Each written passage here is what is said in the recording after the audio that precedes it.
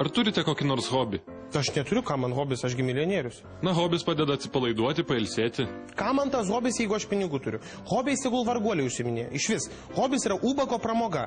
Renka ten tas markutės, klijuoja, keičiasi. Aš ten turiu vokiškų laikų pasilikęs, o aš turiu prieš karinę su štampo. Nu ir gyrėsi. Nesąmonė kažkokia. Yragi tarptautinis žodis tokiam tipam apibūdinti. Filatelistai? Psichai. Bet juk yra ir kitokių hobių, pavyzdžiui, stendinis šaudimas, medžioklė, žvejyba. Žvejyba?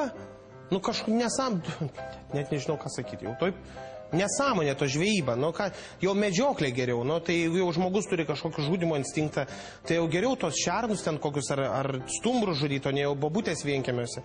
Tai jau tada medžioklė geriau. Arba galėtų pas mane mėslytoj, pavyzdžiui, jeigu mes jau mėsą naudotume, tai ten kiaulės, karvės žudyti, bet kad nenaudojam tos mėsos.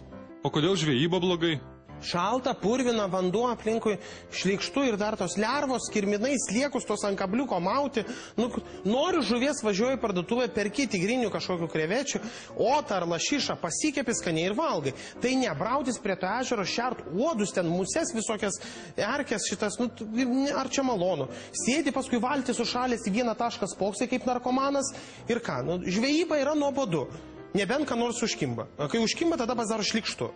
Kodėl? Liesti gyvą žuvį? Taigi smirda. Ir dar kablys į lūpą įlindęs, šlikštu. Mačiau per teliką, tai irgi pagavo žuvį ir iškart paleido ją. Tai koks tikslas? Rankas susismardint ar ką? Sakau, kad beprasmė ta žvejyba yra.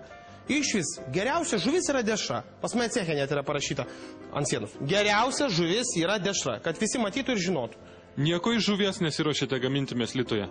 Taigi įmonė vadinasi mėslyta, ne žuvintas koks nors. Dabar tai tikrai ne. Gal po to ir gaminsim kokius ten pirštelius, žinai, iš žuvų žarnų ir galvų, kaip ten sumala ir padaro. Bet dabar tai tikrai ne. Mesgi turim labai perka tie mūsų žvėjai dešas, vadinasi nuotykių dvasia. Šiaip nesiskiria nuo paprastų, bet užrašyta, kad labai tinka valgyti gamtoje. O tai netinka valgyti gamtoje? Tai iš viso netinka valgyti. Bet varguolis ant ežero kranto, tai pasiruošęs bet kas užšlams sušalęs tenai sėdėdamas. Ir pinigus dar moka už tai. Negaliu atsistebėti.